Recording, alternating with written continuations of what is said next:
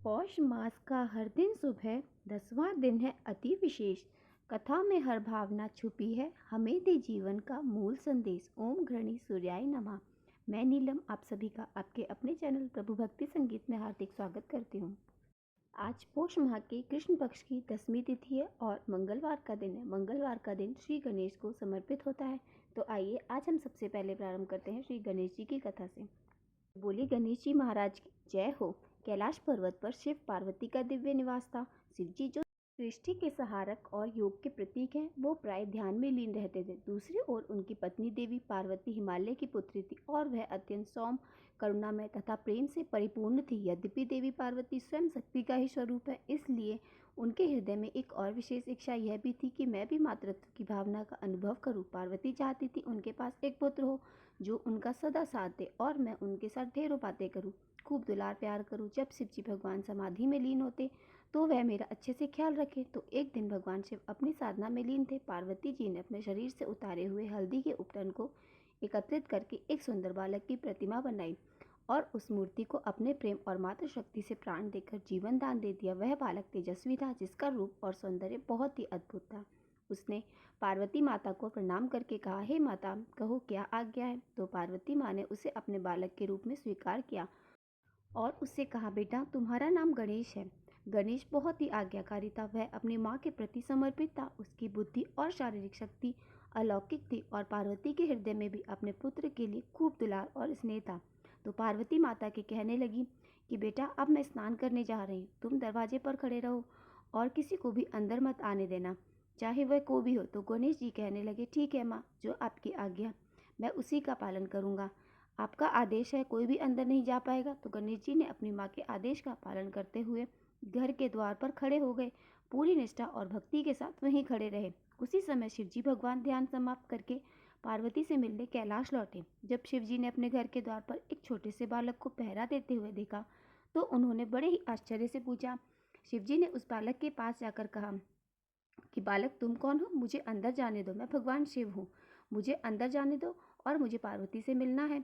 तो बालक कहने लगा कि मुझे तो उनका आदेश है, मैं उनके आदेश का पालन कर रहा हूँ, तो आप अंदर नहीं जा सकते। मुझे माँ ने आदेश दिया है कि मैं किसी को भी अंदर नहीं आने दूंगा, तो वह कोई भी हो, आपको भी प्रवेश की अनुमति नहीं है।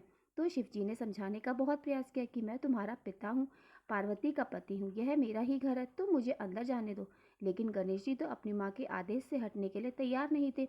उन्होंने पूरी दृढ़ता से कहा कि मैं आपको अंदर नहीं जाने दूंगा। तो उसके इस तरह के बर्ताव को देखकर भगवान शिव ने अपने सेवकों को आदेश दिया कि भवन के द्वार पर डटे उस बालक को समझाकर वहां से हटा दो, ताकि मैं अंदर प्रवेश कर सकूं। मुझे बहुत गुस्सा आ रहा है। तो शिव जी के आदेश का पालन करते हुए भगवान शिव के गणों ने गणेश जी को बहुत समझाया, द्वार से हट जाने की विनती की, परंतु गणेश जी तो नहीं माने। उन्होंने शिव गुणों को पूरी तरह से पीट कर वापस भेज दिया। तो शिव जी के गण वापस आ गए। तो शिव जी ने पूछा, तुम्हारा ये हाल किसने किया। तो वह बताने लगे कि उस बालक ने हमें बुरी तरह से मारा है। तो भगवान शिव सोचने लगे कि छोटा सा बालक है और इतने गणों को मार पीट कर भगा दिया। तो शिव जी को बहुत गुस्सा आया और उन्होंने अपने त्रिशूल को उठाया और गणेश जी के पास जाकर उनका सर धड़ से अलग कर दिया। गणेश जी का शरीर निर्जीव होकर धरती पर गिर पड़ा। जब पार्वती स्नान करके बाहर आई तो देखा कि उनका पुत्र का सिर कट चुका है और वह निर्जीव पड़ा हुआ है। तो उनके हृदय दुख से फट पड़ा और उनका मात्र हृदय यह दृश्य सहन नहीं कर सका और वे जोर जोर से विलाप करने लगी। समाज सृष्टि उनकी पीड़ा से थरथराने लगी। उनका दुख जल्द ही प्रचंड क्रोध में बदल गया। पार्वती ने अपनी दिव्य शक्ति को जागृत कर लिया और उनकी क्रोध से दृष्टि से संपूर्ण ब्रह्मांड में तबाही मचने लगी। प्रकृति का संतुलन बिगड़ गया और समस्त देवतागण भयभीत हो गए। देवी पार्वती ने घोषणा की कि अगर गणेश को पुनर्जीवित नहीं किया तो मैं सारी सृष्टि का विनाश कर दूंगी। सारे देवता मिलकर शिव जी के पास गए और विनती करने लगे कि पार्वती का क्रोध किसी तरह से शांत करो, गणेश जी को पुनर्जीवन दान दो, वरना आज तो अनर्थ हो जाएगा। जी को भी अपने किए पर पश्चाताप हो रहा था। तो वह पार्वती के पास जाकर बोले कि पार्वती, मैंने अज्ञानतावश यह गलती कर दी और अब मैं तुम्हारे पुत्र को पुनः जीवन दान देने का वचन करता हूँ। यह कहकर शिव जी ने अपने गणों को आदेश दिया कि तुम पृथ्वी पर जाकर कोई ऐसे बच्चे जिसकी तरफ उसकी माँ पीठ करके सोई हो, उसे उस बच्चे का सर ले आना और उसी से गणेश वापस जिंदा हो सकता है। तो गणेश के गण आदेश पाकर पृथ्वी लोक में चले गए। हर जगह देखा कोई भी माँ अपने बच्चे की तरफ पीठ करके नहीं सोई थी। तो वह निराश होकर वापस चल पड़े और रास्ते में एक घने वन में देखा कि एक हथनी अपने बच्चे की तरफ पीठ करके लेटी है। तो उस बच्चे का सर काटकर शिव जी के पास ले आए और भगवान शिव ने उस हाथी के बच्चे के सिर को गणेश जी के धड़ से जोड़ दिया। फिर वह अपनी दिव्य शक्ति से उसमें जीवन दान दिया तो गणेश जी पुनः जीवित हो गए। लेकिन अब उनका सर हाथी का था। पार्वती अपने पुत्र को फिर से जीवित देखकर बहुत खुश हुई, परंतु उनके नए रूप को देखकर उन्हें संकोच भी हुआ। वह शिव जी से कहने लगी कि स्वामी, आपने यह क्या किया? अब मेरे बच्चे को देखकर सारे लोग मजाक बनाएंगे कि देखो हाथी का सर लगा है। तो पार्वती की बात सुनकर शिव जी बोले कि देवी पार्वती, यह केवल तुम्हारा पुत्र नहीं है, यह मेरा भी पुत्र है। गणेश की अदम्य भक्ति और निष्ठा को पहचान गया हूँ मैं। इसे हमेशा मेरा आशीर्वाद है और हमारा पुत्र सारे जगत के लिए पूजनीय होगा। हर शुभ कार्य में सबकी पूजा सबसे पहले की जाएगी। कोई भी शुभ कार्य गणेश को याद किए बिना शुरू नहीं होगा। यह सब विघ्नों को हरने वाला, सब बाधाओं को दूर करने वाला होगा। सारे देवता इसकी पूजा करेंगे। हर शुभ कार्य में गणेश का नाम सबसे पहला लिया जाएगा। इस प्रकार गणेश जी को गणों का अधिपति गणपति के रूप में भी सम्मानित किया गया। उन्हें ज्ञान, विवेक और बाधा को दूर करने वाले देवता के रूप में पूजा जाने लगा। उनके हाथी का सिर प्रतीक बना बुद्धिमत्ता और विवेक, उनका विशाल पेट समस्त संसार के सुख दुख को धारण करने की क्षमता का प्रतीक माना। उनकी टूटी हुई दांत ने यह संदेश दिया कि जीवन में त्याग और बलिदान ही सच्ची सफलता का मार्ग है। गणेश जी की चार भुजाएं चारों दिशाएं और चार प्रकार के कर्मों का प्रतिनिधित्व करती हैं। उनके एक हाथ गदा है जो इच्छा और वासना पर नियंत्रण का प्रतीक है। दूसरे हाथ में उनके पास है जो लोगों को गलत मार्ग पर चलने से रोकती है। उनका चौथा वाहन चूहा मानव की इच्छा और अहंकार का प्रतीक है, जिसे गणेश ने वश में कर लिया है। गणेश के अन्य प्रतीक जैसे उनकी बड़ी सी सूंड और छोटी छोटी आंखें, यह सब हमें सिखाती हैं कि जीवन में सूक्ष्म और गहन दृष्टिकोण रखना चाहिए। उनके बड़े कान हमें यह सिखाते हैं कि सुनने की क्षमता जीवन में बहुत ही महत्वपूर्ण है। हमें दूसरों की बातों को हमेशा ध्यान से सुनना चाहिए। बोलो गणेश जी महाराज की जय हो। अब हम सुनते हैं श्री हरि विष्णु और करुण की पौराणिक कथा। तो इस कथा को श्रद्धा भाव से पूरा सुनना और चैनल को सब्सक्राइब करते हुए वीडियो को ज़्यादा से ज़्यादा लाइक करना। श्री हरि विष्णु की जय हो। ऋषि कश्यप की कई पत्नियां थीं, जिनमें से दो वनिता और कद्रू थी। यह दोनों ही बहनें थीं जो एक दूसरे से ईर्ष्या रखती थी। दोनों के पुत्र नहीं थे। पति कश्यप ने दोनों को पुत्र के लिए वरदान दिया, तो वरदान कर दोनों बड़ी बहनें खुश हो गई और वनिता ने 2 बलशाली पुत्र मांगे, जबकि कद्रू ने 1000 शरभ पुत्र रूप में मांगे, जो कि अंडे के रूप में जन्म लेने वाले थे। शर्प होने के कारण कद्रू के 1000 बेटे अंडे से उत्पन्न हुए और अपनी माँ से कहे अनुसार काम करने लगे। दोनों बहनों में शर्त लग गई कि जिसके पुत्र बलशाली होंगे, हारने वाले को उसकी दासता स्वीकार करनी पड़ेगी। इधर कद्रू के सर्प ने तो जन्म ले लिया, लेकिन वनिता को अभी भी पुत्र की प्राप्ति नहीं हुई थी। दोनों को ही पुत्र अंडे में से निकलने थे, तो वनिता ने एक अंडे को पकने से पहले ही फोड़ दिया। तो अंडे से अर्ध विकसित बच्चा निकला, जिसके ऊपर के शरीर इंसानों जैसा था और नीचे का शरीर अर्ध पका हुआ था। तो इसका नाम रखा गया अरुण। अरुण ने अपनी माँ से कहा कि पिता के कहने के बाद भी आपने धैर्य खो दिया और मेरे शरीर का विस्तार नहीं हुआ, इसलिए मैं आपको श्राप देता हूँ कि आपको अपना जीवन एक सेवक के तौर पर बिताना होगा और दूसरे अंडे में आपका पुत्र निकलेगा, तो वह उसमें से श्राप से मुक्त करवा लेना, और अगर ना करवा सके तो आजीवन आपको दासी बनकर रहना पड़ेगा। तो यह सुनकर वनिता बहुत ही दुखी हुई और दूसरे अंडे को नहीं फोड़ा। इस तरह पुत्र के श्राप द्वारा वह शर्त हार गई और अपनी बहन की दासी बनकर रहने लगी। बहुत लंबे समय के बाद में से दूसरा अंडा फूटा। उसमें से विशाल का एक गरुड़ निकला, जिसका मुख पक्षी की तरह और बाकी शरीर इंसानों की तरह था। उसकी पसलियों से जुड़े हुए कई विशाल पंख थे। और जब करुण को यह पता चला कि उसकी माता अपनी बहन की दासी बनकर रह रही है और साथ में यह भी पता चला कि उनकी दासी बनकर क्यों रह रही हैं, तो गरुण ने अपनी मौसी और सर्पों से इस बात के बारे में पूछा और बातों बातों में मुक्ति के लिए शर्त भी पूछ डाली। सर्पों ने वनिता की दास्ता की मुक्ति के लिए अमृत मंथन से निकला अमृत मांगा। तो अमृत लेने के लिए गरुण स्वर्ग लोक की तरफ उड़ चले और देवताओं में अमृत की सुरक्षा के लिए 3 चरणों की सुरक्षा कर रखी थी। पहले चरण में आग, दूसरे में घातक हथियारों के आपस में घर्षण करती हुई दीवार और अंत में 2 विषैले सर्पों का पहरा। वहां एक पहुंचने से पहले देवताओं से मुकाबला करना पड़ता था। तो गरुड़ सारी भीड़ में गए और देवताओं को बिखेर दिया। तब गरुड़ ने कई नदियों का जल मुख में लिया और पहले चक्कर में आग को बुझा दिया और अगले चक्कर में गरुड़ ने अपने रूप को इतना छोटा कर लिया कि कोई भी हथियार उनकी कुछ भी नहीं बिगाड़ सका। और तीसरे चरण में जब पहुंचे तो दोनों सांपों को अपने पंजों में पकड़ लिया और अपने मुख से अमृत कलश उठाया और धरती की ओर चल पड़े। लेकिन तभी रास्ते में भगवान श्री हरि विष्णु प्रकट हुए और गरुड़ के मुख में अमृत कलश होने के बाद भी उनके प्रति मन में लालच न होने से खुश होकर गरुड़ को वरदान दिया कि वह आजीवन अमर हो जाएंगे। तब गरुड़ ने भगवान को एक वरदान मांगने के लिए कहा, तो भगवान ने गरुड़ से कहा कि तुम मेरी सवारी बन जाओ, मैं तो यही वरदान मांगता हूँ। तो गरुड़ ने यह वरदान पूरा किया और गरुड़ को इंद्र का वरदान था कि वह सांपों को भोजन के रूप में खा सकेगा। तो इस बात पर गरुड़ ने अमृत से कुशल वापसी का वादा किया। वादा करके गरुड़ सर्पों को लेकर अमृत सौंप दिया और भूमि पर रखकर यह कहा कि यह रहा आपका अमृत कलश। मैंने यहाँ तक लाने का अपना पूरा वादा किया, लेकिन मैं तो कहता हूँ कि आप पीने के बजाय इससे स्नान करें तो ज़्यादा अच्छा होगा। तो सारे के सारे सर्प स्नान करने लगे और तभी वहां पर अचानक से भगवान इंद्र पहुंच गए और अमृत कलश को वापस ले गए, लेकिन उनकी कुछ बूंदें भूमि पर गिर गई जो घास पर ठहर गई। सर्प उन बूंदों को झपट पड़े, लेकिन उनके हाथ कुछ नहीं लगा। इस तरह गरुड़ की शर्त भी पूरी हो गई और सर्पों को अमृत भी नहीं मिला। गरुड़ ने अपनी सूझबूझ से अपनी माता को आजाद करवाया। अब आज की कथा यहीं पर संपूर्ण होती है। बोलो श्री हरि विष्णु भगवान की जय हो। अब हम सुनेंगे आज का महात्मा। ओम घृणी सूर्याय नमः। सूर्य नारायण भगवान की कृपा सदैव आप पर और आपके समस्त परिवार पर बनी रहे।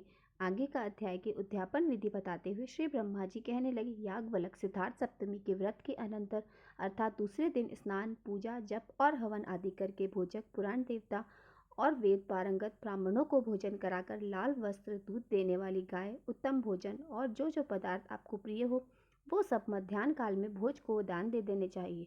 यदि भोजक ना प्राप्त हो सके तो पौराणिक को, और अगर पौराणिक ना मिले तो सामवेद जानने वाले मंत्र विद ब्राह्मणों को यह सभी वस्तुएं दे देनी चाहिए। मुने सिद्धार्थ सप्तमी व्रत के उद्यापन के समक्ष विधि यह इस प्रकार भक्ति पूर्वक 7 सप्तमी का व्रत करने से अनंत सुखों की प्राप्ति होती है और 10 अश्वमेध यज्ञ का फल प्राप्त होता है। इस व्रत को करने से सभी कार्य सिद्ध हो जाते हैं। गरुड़ को देखकर सर्प आदि की तरह कुष्ठ आदि हर प्रकार के रोग इसके अनुष्ठान से दूर भाग जाते हैं। व्रत, नियम और तप करके 7 सप्तमी को व्रत करके मनुष्य विद्या, धन, पुत्र, भाग्य, आरोग्य और धर्म को तथा अंत समय में सूर्य लोक को प्राप्त कर लेता है। इस सप्तमी व्रत की विधि का जो श्रवण करता है अथवा उसे पढ़ता है वह भी सूर्य नारायण में लीन हो जाता है। देवता और मुनि भी इस व्रत के महात्म्य को सुनकर सूर्य नारायण के भक्त हो गए हैं। जो पुरुष इस आख्यान का स्वयं श्रवण करता है अथवा दूसरे को सुनाता है वह दोनों ही सूर्य लोक को जाते हैं। रोगी अगर इसका श्रवण कर ले तो रोग मुक्त हो जाता है। इस व्रत की जिज्ञासा रखने वाला भक्त अभिलक्ष्य इच्छाओं को प्राप्त कर लेता है और सूर्यलोक को जाता है। अगर इस आख्यान को पढ़कर यात्रा की जाए तो मार्ग में किसी प्रकार के विघ्न नहीं आते और यात्रा भी सफल हो जाती है। जो कोई भी इस पदार्थ की जिस इच्छा से कामना करता है उसे निश्चित रूप से प्राप्ति होती है।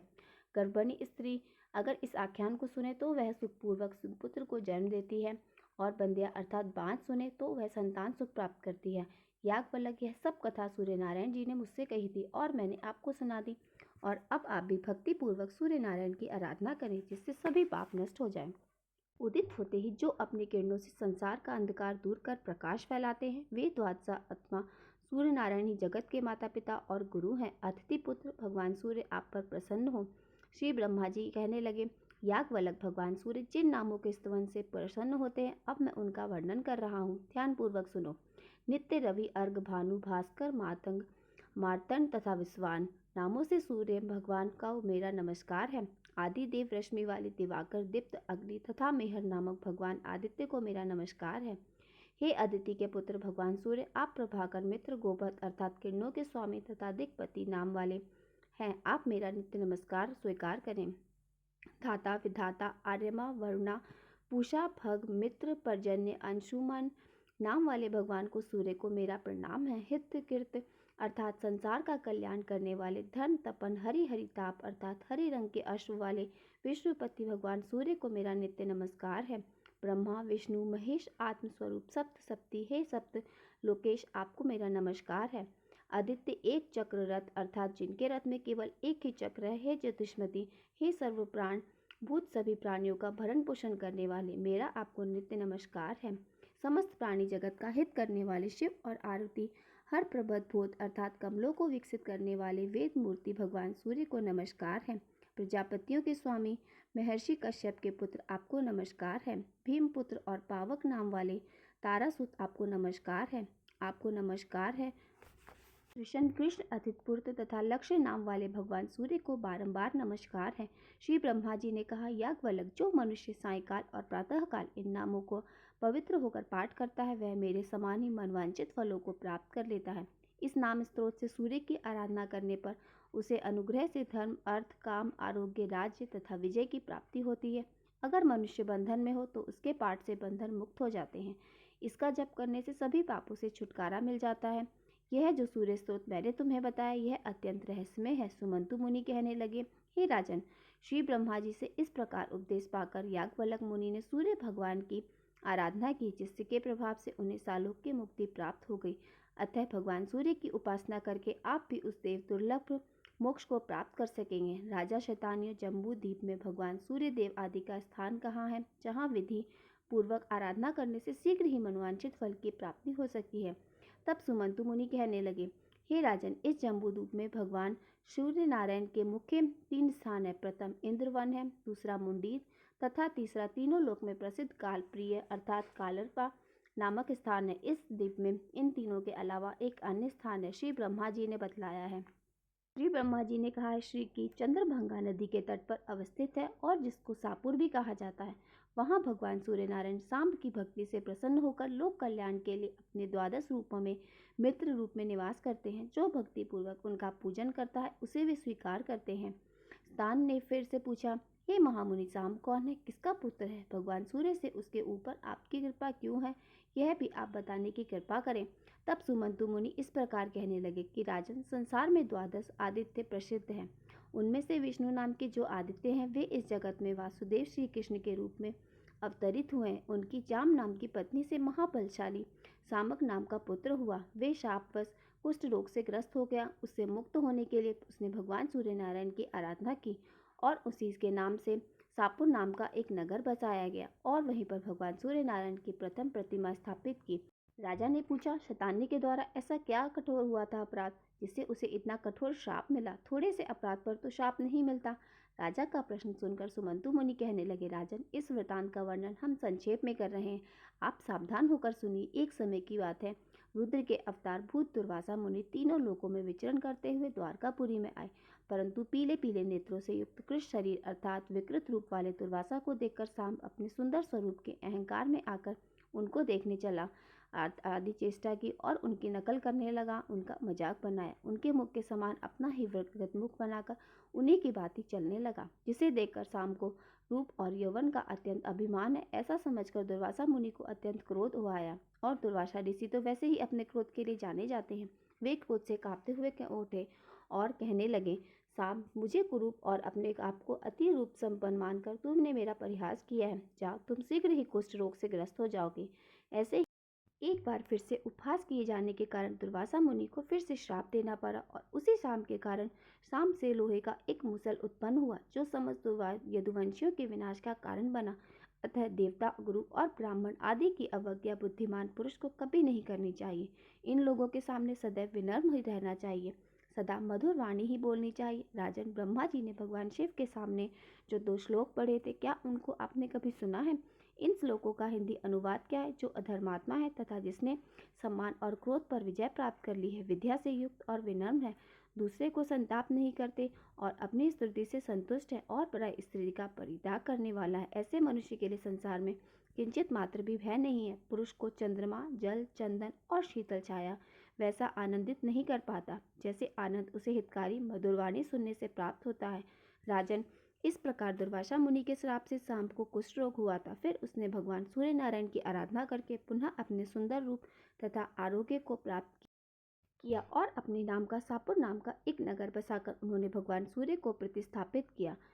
श्री हरि विष्णु की जय हो। आज का अध्याय यहीं तक है। इसके आगे का अध्याय आप कल की वीडियो में अवश्य सुनिए। तो मिलते हैं हम आपसे अगली वीडियो में। वीडियो अगर पसंद आई हो तो वीडियो को लाइक और चैनल को सब्सक्राइब जरूर कर लीजिए ताकि आपको सारी कथाएं समय पर सुनने को मिल सके। बोलो श्री हरि विष्णु की जय हो। ओम घृणी सूर्याय नमः।